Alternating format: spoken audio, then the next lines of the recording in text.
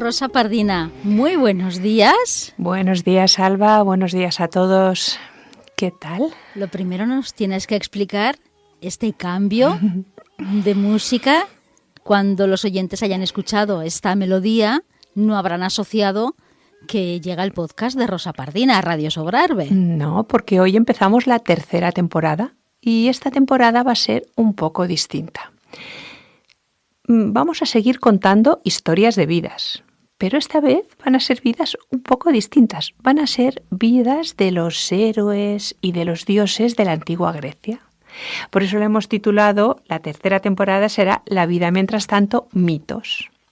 Así que, bueno, yo espero que os guste. Ya veréis que, claro, la música está adaptada al tema de esta tercera temporada. Sí. Y bueno, creo que ha quedado claro que me gustará mucho la ópera, ¿no? Siempre escojo óperas. Y en este caso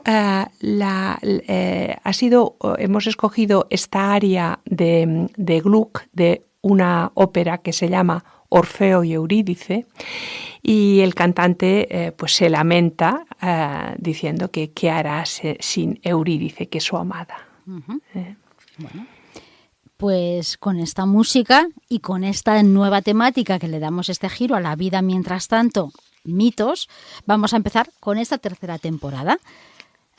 Sí, pues nos estrenamos, mira. Y precisamente ya que la música que acompaña este podcast hace referencia a Orfeo, pues vamos a empezar estos relatos mitológicos con este fascinante personaje. Orfeo protagonizó una tragedia épica de amor y muerte con su amada Eurídice. Fue un West Side Story mitológico. Ante todo vamos a presentar a los protagonistas. Mira, se decía que Orfeo era hijo de la musa Calíope y del mismísimo Apolo, el dios del sol y la música. Orfeo no era un guerrero cubierto de bronce ni un rey con cetro de oro, sino un hombre esbelto, envuelto en un manto de poeta y, sobre todo, con una lira de 9 cuerdas adherida a su mano izquierda, casi como una extensión de su alma, un instrumento que había recibido de su padre Apolo. El poder de su música iba más allá del placer de los oídos. Su lira era la fuerza más grande de la naturaleza. No olvidemos que era el regalo de un dios. Los ríos detenían su curso para escucharle.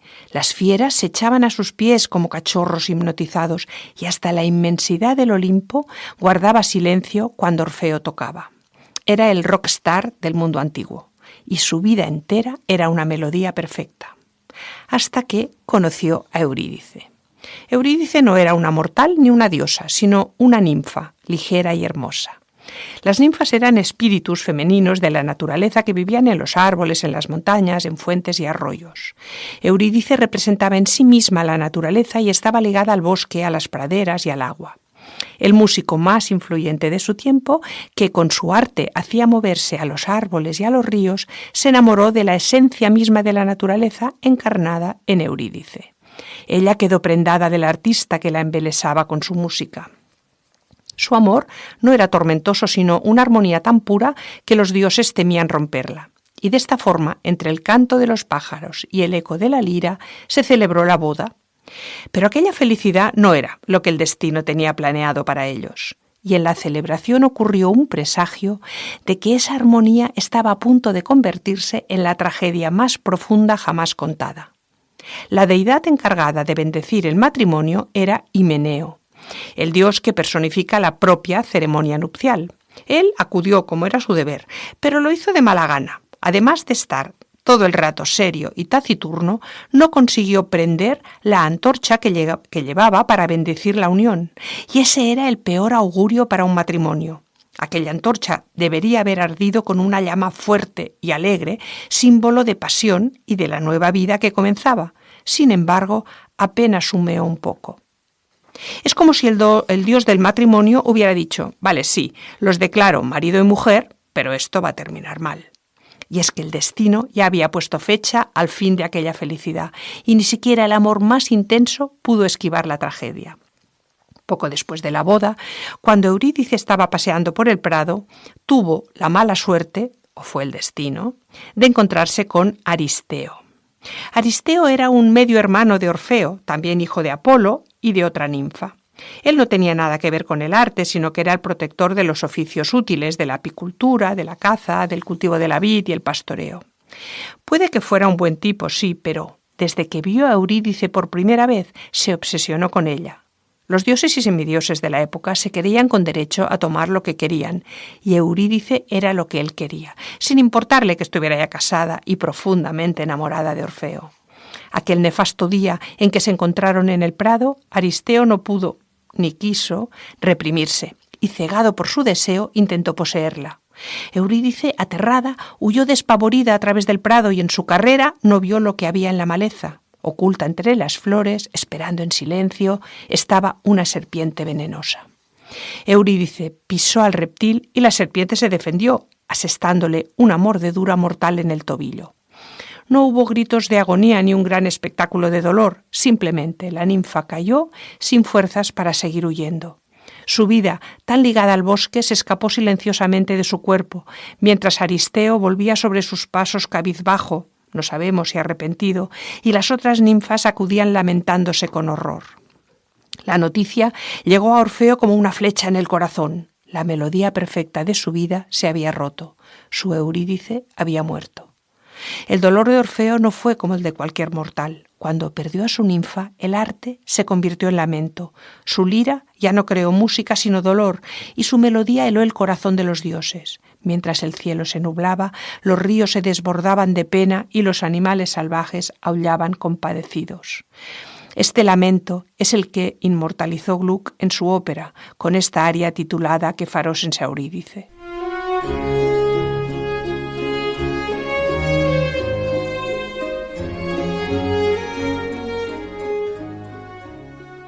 ¿Qué haré sin Eurídice? ¿Dónde iré sin mi bien?, cantaba Orfeo. Y entonces tomó una decisión insólita, bajar al inframundo y rescatar a Eurídice. Su plan era demencial, iría al reino de los muertos y convencería a Hades y a su esposa Perséfone, que eran los dioses del inframundo, de que le devolvieran a Eurídice. Orfeo no necesitaba una espada ni un ejército, le bastaba su lira y su voz. Descendería a través de las profundidades de la tierra y usando el único lenguaje universal que conocía, tocaría una canción que doblegaría a los dioses de la muerte. Decidido a todo, Orfeo llegó a la entrada del inframundo, un lugar lúgubre, rodeado por el río Estigia, el río que ninguna alma viva podía cruzar. El primer obstáculo era el barquero Caronte, que era quien transportaba las almas de los muertos. Caronte jamás permitía el paso a un mortal vivo, pero Orfeo no le ofreció monedas de oro, sino una melodía. Tocó con tal ternura y desesperación que Caronte, acostumbrado al silencio y a la miseria, se sintió conmovido y lo dejó pasar. El siguiente guardián era el más temible de todos, el perro de 3 cabezas, Cerbero, un monstruo cuya voz era el aullido combinado de cientos de perros salvajes. Orfeo se acercó al animal con su lira y tocó una suave nana. Cerbero, la fiera más temida por todos, se rindió a la dulzura y sus 3 cabezas cayeron en un profundo sueño, permitiendo que el músico continuara. Como no podía ser de otra forma, Orfeo se adentró en el reino de la muerte tocando su lira, y por un momento el inframundo se detuvo. Sísifo, condenado a empujar una roca cuesta arriba por toda la eternidad, se sentó sobre su piedra para escuchar. Tántalo, condenado a sufrir hambre y sed eternas, olvidó su tormento por unos instantes. Incluso las furias, esas diosas que torturan las almas de los culpables, lloraron por primera vez. Finalmente, Orfeo llegó ante el trono de los gobernantes, el sombrío Hades y su reina Perséfone. Hades era un dios despiadado, Perséfone, la reina que se había adaptado a su oscuro trono.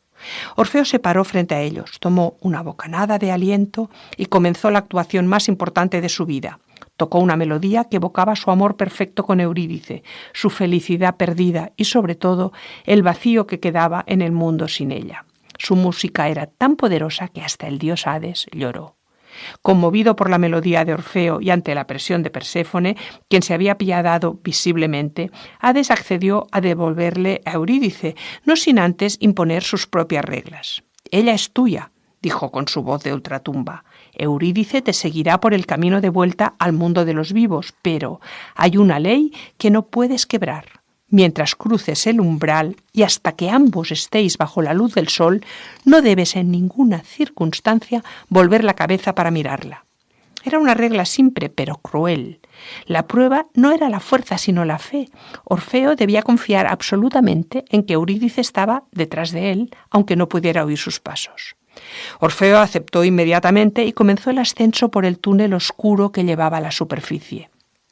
Él caminaba delante y detrás suyo iba Eurídice, eso era lo prometido, porque nada hacía presagiar su presencia. El silencio era insoportable. Orfeo escuchaba su propia respiración agitada. Los pasos de Eurídice, si es que podían oírse, eran apenas un susurro casi imaginado, y el camino se hacía interminable. El poeta empezó a sentir que el inframundo lo estaba engañando. ¿Y si ella no lo estaba siguiendo? ¿Y si Hades le había dado solo una sombra? La duda, esa enemiga implacable del amante, empezó a roer su corazón. Orfeo aceleró el paso, desesperado por ver la luz. Finalmente, el túnel se hizo estrecho y ante él apareció el brillo dorado del mundo exterior. Estaba a solo unos pasos de la luz. Él ya había cruzado el umbral, había ganado. Pero en ese instante la duda se convirtió en pánico. Se detuvo, olvidó su promesa y el juramento, solo quería verla para confirmar que la tenía tras de sí, antes de abandonar para siempre el inframundo. Justo en el borde de la luz, Orfeo giró la cabeza. Lo que vio fue terrible. Eurídice estaba allí, sí, detrás de él, con la mano extendida hacia la luz, pero ella no había cruzado todavía el umbral y el efecto fue inmediato. El alma de Eurídice se desvaneció de nuevo, con la mano tendida hacia él y un susurro que parecía decir adiós. Y así, Eurídice volvió a caer en las sombras, esta vez para siempre. Orfeo había ganado a la muerte, pero había perdido su fe y por ello a su amada. El fracaso de Orfeo es la lección más grande del mito. Él pudo doblegar a los guardianes del inframundo, detener el tormento de los condenados y hacer llorar a Hades, pero no pudo dominar su propia duda humana. El gran artista falló en la prueba más sencilla, confiar en su amor sin necesidad de verlo.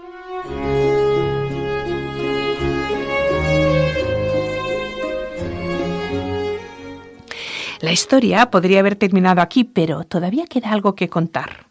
Comprendiendo que jamás recuperaría a Eurídice, Orfeo decidió vivir en soledad, renunciando para siempre a otro amor que no fuera el de Eurídice y rechazando a las mujeres que se acercaban a él conmovidas por su música.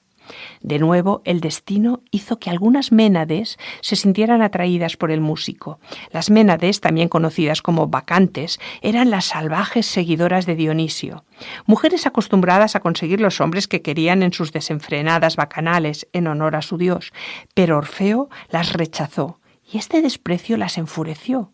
Una tarde, en medio de su frenesí ritual, fueron a buscarlo y lo atacaron con piedras, lanzas y ramas. Las mujeres, cegadas por su ira, lo descuartizaron y arrojaron su cuerpo al río. Dicen que su cabeza y su lira frotaron río abajo y la cabeza, incluso separada del cuerpo, seguía susurrando «Eurídice». Pero como este final tan macabro no es digno de tan magnífico músico de estirpe divina, su historia tampoco acaba aquí. Según Ovidio, el alma de Orfeo pudo por fin descender al inframundo, donde le esperaba Eurídice. Por fin pudo abrazarla y mirarla a la cara sin temor a perderla. Y allí, en el reino de la muerte, los dos amantes se unieron para siempre. Y así acaba esta primera historia de amor de esta tercera temporada. Espero que te haya gustado, que os haya gustado a todos. A mí me ha encantado, Rosa, pero yo me he quedado con ganas de más. Bueno, mira, lo que vamos a hacer esta temporada es hacer pequeños clips que vamos a colgar pues, en internet, en el que pues, contaremos historias de algunos de los personajes que mencionamos, pero que quizá no merecen todo un episodio entero, pero sí contar un poco de ellos, y eso lo vamos a hacer en clips de pequeña duración con informaciones muy concretas, que así os aclararán más las cosas o para quien tenga más interés en saber más de la mitología de la antigua Grecia. Bueno, pues yo me lo apunto y seguiremos la pista del podcast en las redes sociales, en el canal de YouTube, Spotify, iVoox, Radio Sobrarbe. Y Radio Sobrarbe, claro. Estupendo. Muy bien, muchas gracias.